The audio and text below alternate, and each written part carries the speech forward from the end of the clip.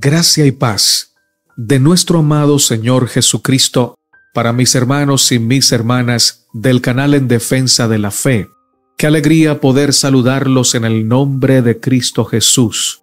Su hermano Natanael Baloyes, desde Colombia, desea para ustedes y para toda su familia las mejores bendiciones de parte de nuestro Dios. En esta ocasión vamos a estar estudiando el comentario día por día de la lección número 7, titulada La Ley y la Gracia. Antes de orar, permítanme saludar a estas personas que siempre están allí, escribiendo comentarios con amor, orando por nosotros. No podemos saludarlos a todos a la vez en un mismo video porque son muchos, pero hemos decidido en cada video saludar a 5 o 6 de ustedes hasta que podamos alcanzarlos a todos con un saludo cordial y sincero. Saludo para mi hermana Gloria Cruz, para Carlos Bechara, para Lucrecia Durán, para Felipe Rotela Cristaldo y para mi hermana Lucina Ramos. Vamos a orar para comenzar. Padre nuestro que estás en el cielo, santificado sea tu nombre. Gracias te damos, Señor, porque eres fiel, porque eres bueno y porque para siempre es tu misericordia. Te suplicamos que hables directo a nuestro corazón, que nos instruyas en el camino de la salvación y que podamos comprender tu voluntad a través de este estudio. Oramos en el nombre de Jesús. Amén, Señor. Lección para el día sábado 6 de noviembre. Texto clave. No desecho la gracia de Dios, pues si por la ley fuese la justicia, entonces por demás murió Cristo. Gálatas 2:21. Necesitamos la ley de Dios para saber qué quiere Dios de nosotros, para conocer de manera clara y sin ninguna ambigüedad lo que es el pecado, y para saber que somos pecadores y necesitamos con urgencia la salvación en Cristo. La gracia es ese don celestial que nos otorga el Señor cuando, en reconocimiento de nuestra maldad y de nuestra condición desesperada, buscamos su perdón y la eterna reconciliación con Él. La ley nos muestra que somos pecadores. La gracia nos otorga la seguridad del perdón y la justificación. El creyente no rechaza la ley para poder aceptar la gracia, ni acepta la gracia para librarse de la obediencia de la ley. Lo correcto es que el creyente reciba la gracia de Cristo para ser perdonado, transformado y restaurado, y así andar en obediencia a los mandamientos de Dios como resultado de la obra de la gracia en su ser. Si Cristo nos salva del pecado, y el pecado es la desobediencia de la ley de Dios, entonces cuando Cristo nos salva, nos da el poder para que vivamos en obediencia a su santa ley. Dice el espíritu de profecía: la influencia de una esperanza evangélica no inducirá al pecador a considerar la salvación de Cristo como un asunto de libre gracia, mientras continúa viviendo en transgresión a la ley de Dios. Cuando la luz de la verdad amanezca en su mente y entienda plenamente los requerimientos de la ley de Dios y comprenda la amplitud de sus transgresiones, reformará sus caminos, llegará a ser leal a Dios por medio de la fortaleza obtenida de su Salvador y vivirá una vida pura y nueva.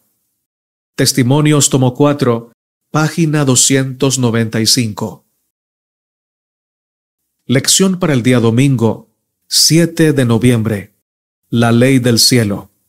Salmo 19, 7 al 11 nos dice: la ley de Jehová es perfecta, que convierte el alma. El testimonio de Jehová es fiel, que hace sabio al sencillo. Los mandamientos de Jehová son rectos, que alegran el corazón.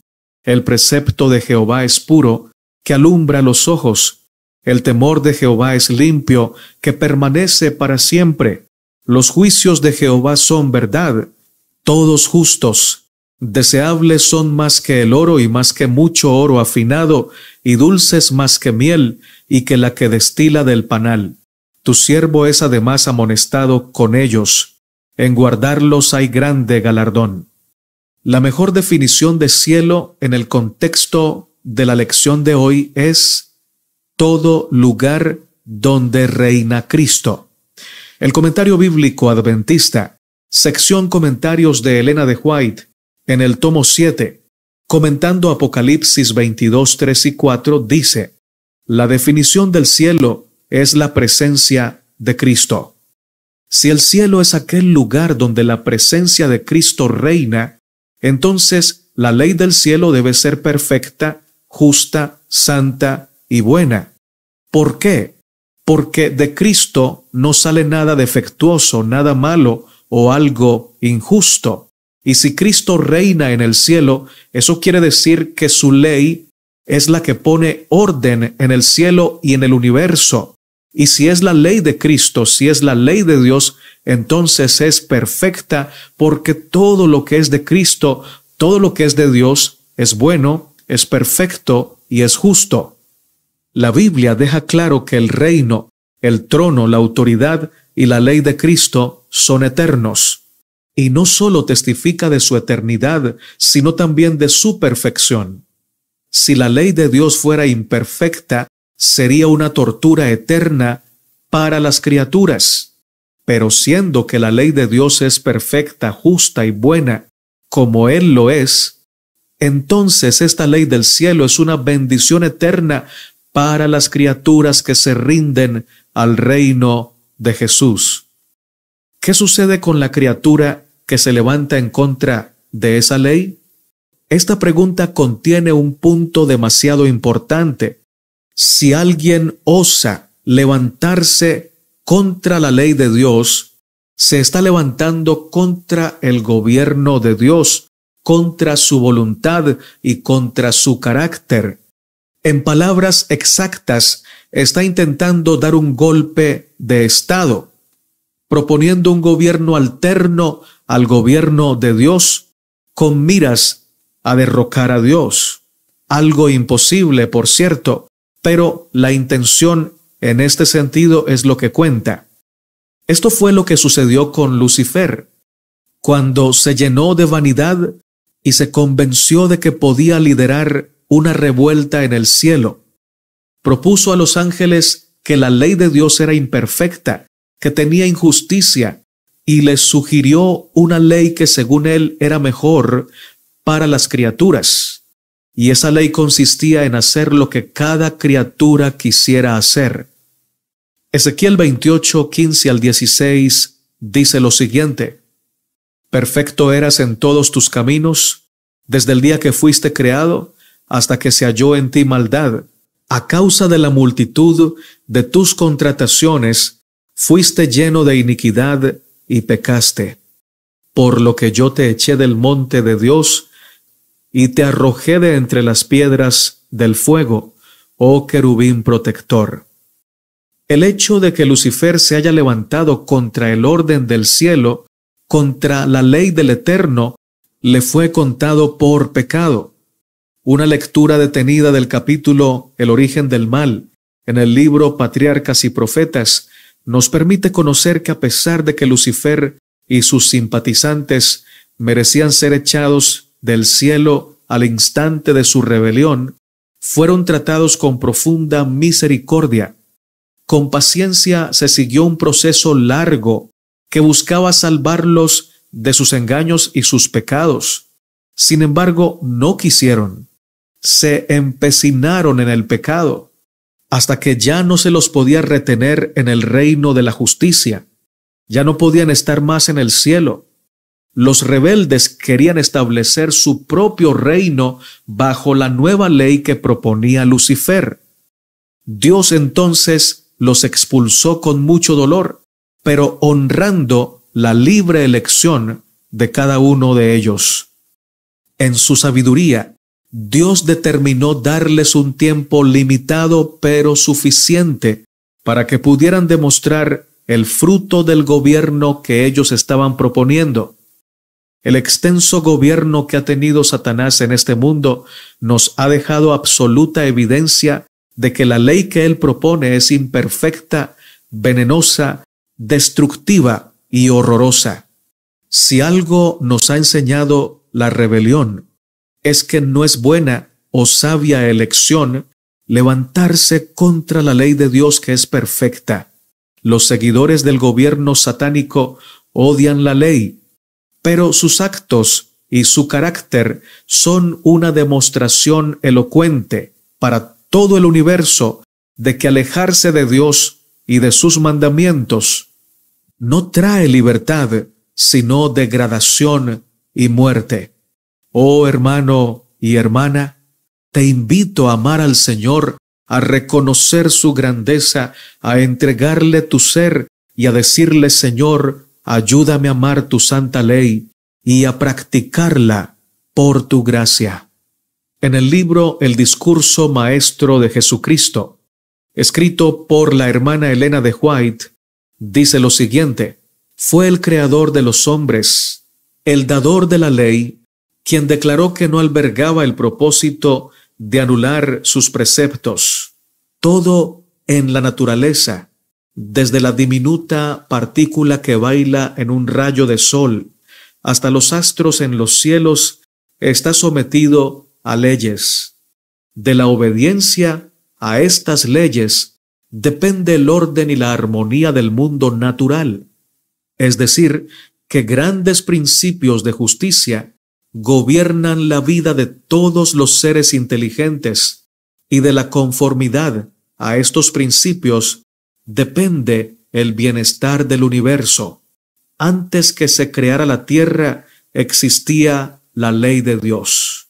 Discurso maestro de Jesucristo, página 45 y 46.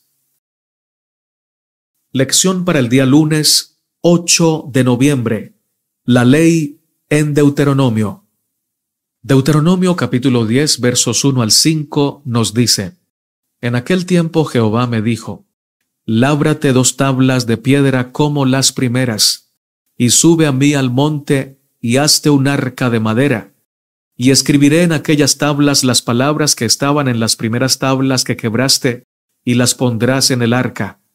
E hice un arca de madera de acacia, y labré 2 tablas de piedra como las primeras, y subí al monte con las 2 tablas en mi mano. Escribió en las tablas conforme a la primera escritura los 10 mandamientos que Jehová os había hablado en el monte de en medio del fuego, el día de la asamblea, y me las dio Jehová. Y volví y descendí del monte, y puse las tablas en el arca que había hecho, y allí están, como Jehová me mandó. En ninguna parte de Deuteronomio y en ninguna parte de la Biblia vamos a encontrar a Dios diciendo a los seres humanos que se han de salvar por obedecer la ley. La ley fue entregada por Dios a su pueblo no como un medio de salvación, sino como un resultado o como el resultado de la salvación obrada por el Señor a favor de sus hijos. Sin embargo, Deuteronomio nos deja muy claro que no se puede vivir en comunión con Dios y ser desobedientes a su santa ley. No podemos pretender ser salvados del pecado y vivir pecando. Quebrantar la santa ley de Dios es evidencia de que no hemos conocido a Dios ni hemos recibido su salvación. Dios no le pedía a Moisés o a los hijos de Israel que obedecieran sus mandamientos para que Él los pudiera salvar y los pudiera amar. No, Él les manifestó su amor y su salvación, librándolos de Egipto, protegiéndolos y sustentándolos en el desierto y mostrándoles grandes milagros en su peregrinación, para luego enseñarles a vivir en santidad mediante la obediencia a sus mandamientos. Ese es el orden correcto.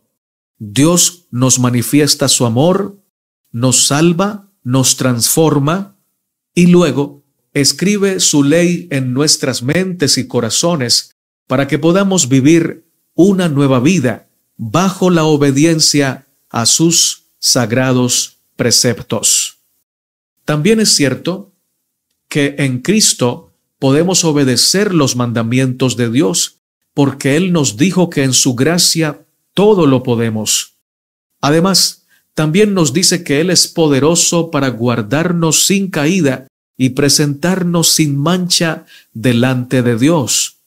Sin embargo, ninguno de nosotros y ningún ser humano, al llegar al cielo, podrá decir que llegó allí por su obediencia o por sus propios méritos. Todos los redimidos reconocerán que solo por gracia de Cristo llegaron allí. Sin Cristo no hubiéramos logrado la victoria. El canto de los redimidos será: la salvación pertenece a nuestro Dios.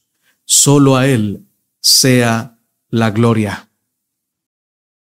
Lección para el día 9 de noviembre. Letov Lak, para que seas prosperado. Deuteronomio 10, 11 al 15 nos dice: Y me dijo Jehová: levántate, anda, para que marches delante del pueblo, para que entren y posean la tierra que juré a sus padres que les había de dar. Ahora pues, Israel, ¿qué pide Jehová tu Dios de ti? Sino que temas a Jehová tu Dios, que andes en todos sus caminos, y que lo ames, y sirvas a Jehová tu Dios con todo tu corazón y con toda tu alma, que guardes los mandamientos de Jehová y sus estatutos que yo te prescribo hoy, para que tengas prosperidad. He aquí, de Jehová tu Dios son los cielos y los cielos de los cielos, la tierra y todas las cosas que hay en ella. Solamente de tus padres se agradó Jehová para amarlos, y escogió su descendencia después de ellos, a vosotros, de entre todos los pueblos, como en este día. Las personas sabias son aquellas que conocen a Dios, aman su santa ley y le obedecen. Por eso el fundamento de la sabiduría es el temor a Dios. El temor a Dios hace referencia a la conciencia que tenemos de que la presencia del Señor está con nosotros para ayudarnos, guiarnos y fortalecernos. Siempre somos conscientes de que Él está con nosotros y acampa a nuestro lado. Y por saber esto, siempre somos inspirados a hacer el bien. Por eso las personas realmente felices son aquellas que han conocido a Dios y al conocerlo han recibido la revelación de sus mandamientos y con ello la seguridad de que el mejor camino, el más seguro y placentero, está en la obediencia. El pueblo de Israel recibió de Dios una ley perfecta que los bendecía, les señalaba el camino correcto y los protegía de los terribles peligros del pecado. La razón por la que ellos debían guardar la ley era el amor, la causa era el amor, y el poder lo recibirían de parte de Dios por amor. Ahora, ¿cuál sería el resultado de esa obediencia? Les iría bien en todo camino que emprendieran. Lo contrario también era cierto. Si por decisión propia el pueblo elegía desobedecer, quedarían desprotegidos. La maldición del pecado los alcanzaría y no podrían prosperar en los caminos que emprendieran. La ley de nuestro Dios, hermano y hermana, es una bendición extraordinaria para nosotros individualmente y como pueblo. ¿Quieres ser una mujer sabia, prudente, próspera y llena de fe? Ama a Dios y guarda sus mandamientos. ¿Quieres ser un hombre honesto, firme, valiente y próspero en todos tus caminos? Ama a Dios y guarda sus mandamientos. Ahora, ¿quieres vivir una vida triste, desordenada, que termine mal? Entonces, entrégate a la desobediencia. Acaricia algún pecado, grande o pequeño, y te darás cuenta del dolor que trae, de la miseria que trae la desobediencia. no hay un camino seguro aparte de estar con Cristo y por andar de su mano y con su presencia morando en nuestro ser, vivir en obediencia. Ahora miremos lo que dice el Salmo 119, 1 al 10. Y esto es palabra de Dios. Escucha bien.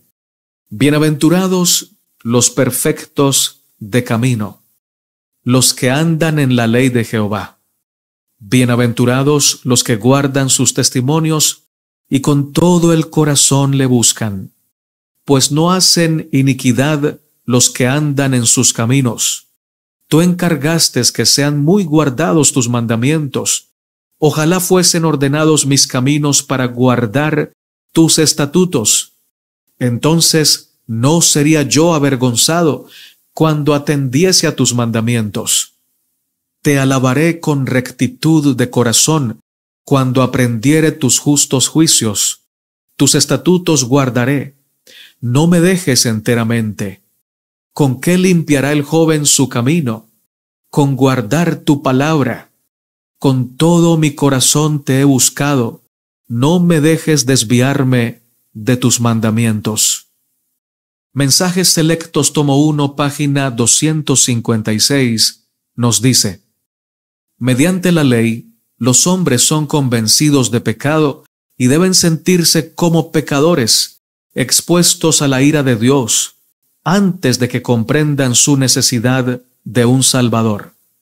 Satanás trabaja continuamente para disminuir en el concepto del hombre el atroz carácter del pecado, y los que pisotean la ley de Dios están haciendo la obra del gran engañador, pues están rechazando la única regla por la cual pueden definir el pecado y hacerlo ver claramente en la conciencia del transgresor. Miércoles 10 de noviembre. Esclavo en Egipto. Deuteronomio 5, 12 al 15 dice: guardarás el día de reposo para santificarlo, como Jehová tu Dios te ha mandado. 6 días trabajarás y harás toda tu obra, mas el séptimo día es reposo a Jehová tu Dios. Ninguna obra harás tú, ni tu hijo, ni tu hija, ni tu siervo, ni tu sierva, ni tu buey, ni tu asno, ni ningún animal tuyo, ni el extranjero que está dentro de tus puertas, para que descanse tu siervo y tu sierva como tú. Acuérdate que fuiste esclavo en Egipto, y que Jehová tu Dios te sacó de allá con mano fuerte y brazo extendido, por lo cual Jehová tu Dios te ha mandado que guardes el día de reposo. Israel, en el Antiguo Testamento, tuvo la oportunidad de vivir bajo 2 gobiernos diferentes. El primero fue como esclavo bajo la tiranía de Faraón. El segundo fue como hijo del pacto bajo el gobierno de amor del Padre Celestial. El gobierno de Faraón nos muestra una ilustración verídica de cómo el diablo y los que con él simpatiza usan el poder, siempre para esclavizar, para maltratar y para sacar su propio provecho. Por otro lado, el gobierno de Dios, ilustrado en su liberación, su provisión constante para su pueblo, su amor, su cuidado y sus portentos en favor de Israel, nos muestra una evidencia categórica de que Él siempre usa su poder, su gracia y su amor para bendecir. Israel fue esclavo en Egipto y vivió en carne propia lo que significa estar bajo los principios de Satanás, pero fue libertado por el Señor y experimentó en su propia carne el privilegio de vivir en la gracia santificadora del Rey del universo. Lo irónico de todo esto es que, a pesar de haber experimentado tan mal trato en Egipto, muchos en Israel seguían siendo esclavos en sus corazones. Habían salido de Egipto, pero en sus corazones se habían vuelto a él. Es decir, seguían siendo esclavos en Egipto, espiritualmente hablando, porque seguían con las costumbres egipcias, con la idolatría egipcia, con la cultura egipcia corriendo por sus venas y anidando en sus corazones.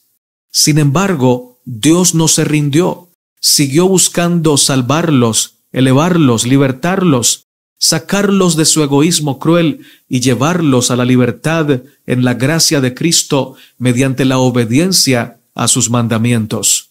Dios permitió que Moisés le diera al pueblo 2 razones para guardar u observar el 4º mandamiento.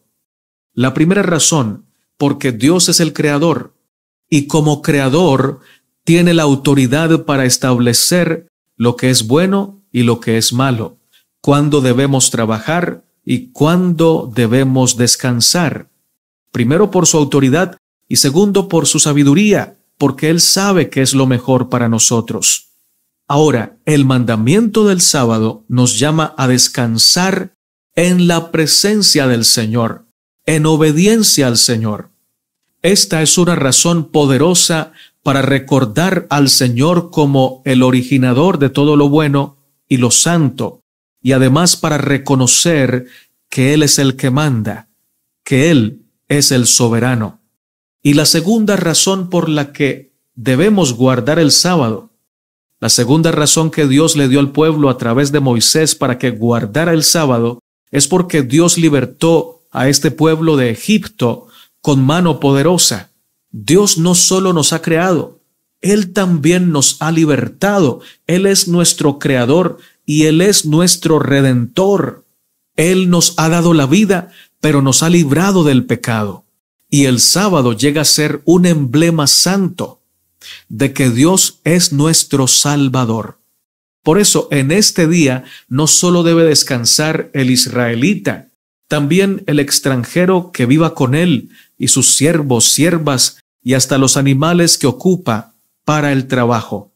Porque todos en ese día deben mirar a Dios y no solo descansar, sino vivir el ideal del cielo, unidos a Dios en santidad y unidos al prójimo en amor puro, que nace como fruto de la unidad con nuestro Dios. La matutina Alza tus ojos, página 73, nos dice: la religión de Jesucristo obra una reforma en la vida y el carácter. El verdadero cristiano busca constantemente la gracia que cambia los rasgos objetables del carácter natural. En vez de hablar palabras cortantes y dictatoriales, habla las palabras de ánimo que Cristo hablaría si estuviera en su lugar. Muestra benevolencia hacia todos y no solamente a los pocos que alaban y exaltan su sabiduría. La pureza y santidad que se revelaron en la vida de Cristo irradian de la vida del verdadero cristiano. Lección para el día jueves 11 de noviembre. No por tu justicia. Deuteronomio 9:5 dice: no por tu justicia, ni por la rectitud de tu corazón entras a poseer la tierra de ellos, sino por la impiedad de estas naciones, Jehová tu Dios las arroja de delante de ti. Y para confirmar la palabra que Jehová juró a tus padres, Abraham, Isaac y Jacob. Los seres humanos siempre que damos algo, esperamos algo de regreso. Bueno, por lo menos la mayoría, porque debemos reconocer que hay seres humanos altruistas y abnegados porque están en Cristo.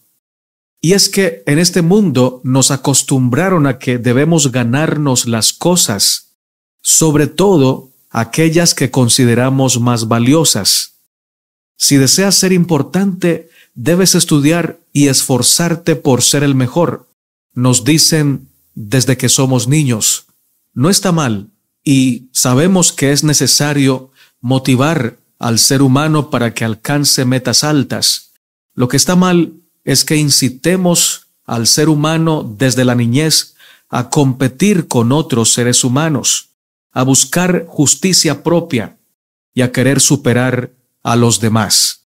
No está mal querer superarnos a nosotros mismos, pero siempre bajo el objetivo divino, bajo la premisa del cielo: hacedlo todo para la gloria del Señor. En el orden de Dios, las competencias no tienen cabida. Dios No nos ama porque nosotros seamos competentes, o bellos, o talentosos, o buenos. Nos ama por pura gracia, nos salva por pura gracia y nos ayuda a obedecer por pura gracia. Es decir, sin que lo merezcamos o sin que nos lo hayamos ganado. Siendo que la justificación por la fe es un tema tan solemne, permítanme compartir un pasaje profundo y sencillo del espíritu de profecía que la define de manera poderosa. Siendo justificados gratuitamente por su gracia, dice el apóstol, mediante la redención que es en Cristo Jesús, a quien Dios puso como propiciación por medio de la fe en su sangre, para manifestar su justicia a causa de haber pasado por alto en su paciencia los pecados pasados, con la mira de manifestar en este tiempo su justicia, a fin de que Él sea el justo y el que justifica al que es de la fe de Jesús. Aquí está la verdad presentada con toda claridad. Esta misericordia y bondad son totalmente inmerecidas. La gracia de Cristo ha de justificar gratuitamente al pecador sin mérito ni pretensión de parte de él. La justificación es el perdón total y completo del pecado. En el momento en que el pecador acepta a Cristo por la fe, es perdonado. La justicia de Cristo le es imputada y ya no ha de dudar de la gracia perdonadora de Dios. No hay nada en la fe que la erija en nuestra salvadora. La fe no puede eliminar nuestra culpa. Cristo es el poder de Dios para salvación a todos los que creen. La justificación nos alcanza por los méritos de Cristo. Él pagó el precio de la redención del pecador, pero solo mediante la fe en su sangre puede Jesús justificar al creyente. El pecador no puede depender de sus propias buenas obras como medio de justificación. Debe llegar a la situación de renunciar a todos sus pecados y abrazar una luz tras otra a medida que brillen sobre su sendero. Simplemente acepta por fe la gratuita y amplia provisión hecha por la sangre de Cristo. Cree las promesas de Dios, que por medio de Cristo son hechas para Él santificación y justificación y redención.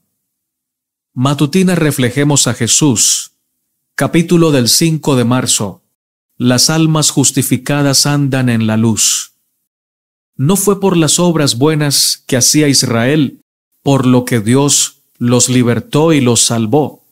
Fue por su amor y por su gracia para con ellos. Dios no nos pide que conquistemos su amor para poder salvarnos.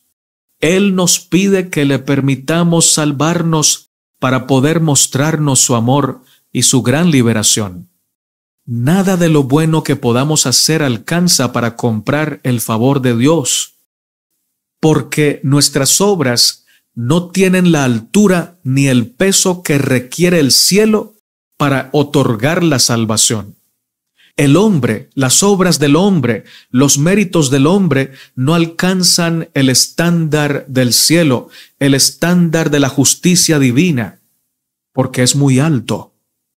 Solo las obras de Cristo, su santidad y su obediencia perfecta lograron que la salvación de la humanidad fuera una realidad. Segunda de Timoteo 1:9 dice: quien nos salvó y llamó con llamamiento santo, no conforme a nuestras obras, sino según el propósito suyo y la gracia que nos fue dada en Cristo Jesús antes de los tiempos de los siglos. El libro El Camino a Cristo, página 60, dice: el que está procurando llegar a ser santo mediante sus esfuerzos por observar la ley, está procurando una imposibilidad.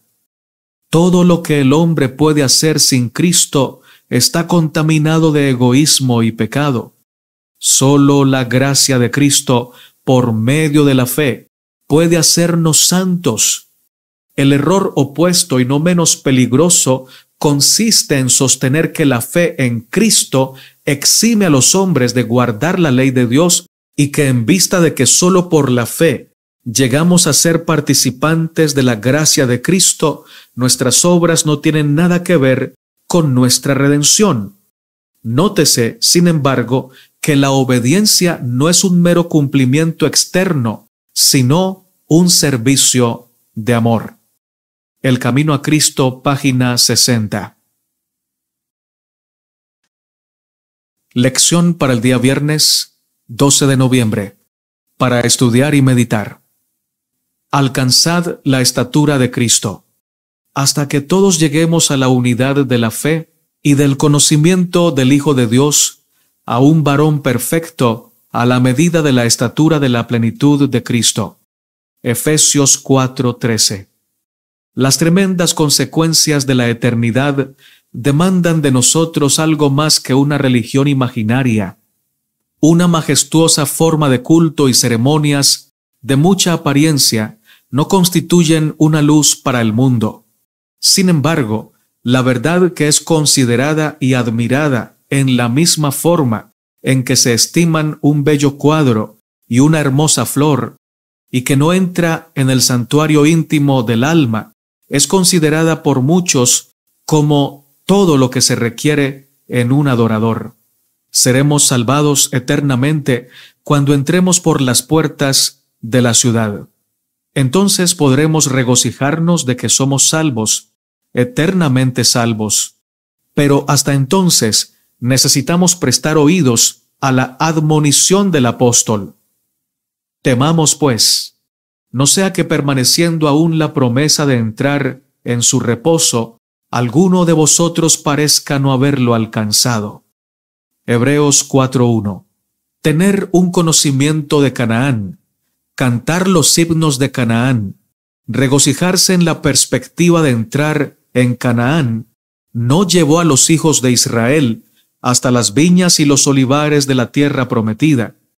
Tan solo podían hacerla suya en verdad, ocupándola, cumpliendo con las condiciones, ejerciendo fe viviente en Dios, aferrándose de sus promesas. Cristo es el autor y consumador de nuestra fe, y cuando nos entreguemos en sus manos, creceremos continuamente en la gracia y en el conocimiento de nuestro Señor y Salvador. Progresaremos hasta que lleguemos a la estatura plena de hombres y mujeres en Cristo. La fe obra por el amor y purifica el alma, eliminando el amor al pecado, que conduce a la rebelión contra la ley de Dios y a su transgresión.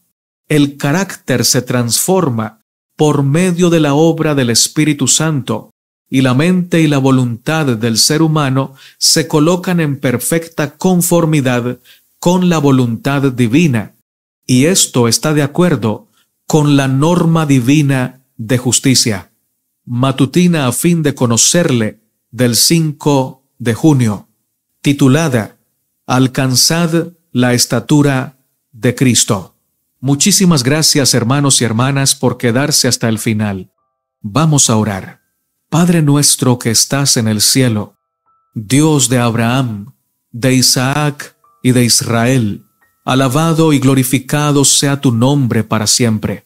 Gracias te damos, oh Padre, por guiarnos en este estudio, por perdonar nuestros pecados, por acercarte a nosotros a través de la cruz del Calvario para darnos salvación, para rescatarnos del abismo.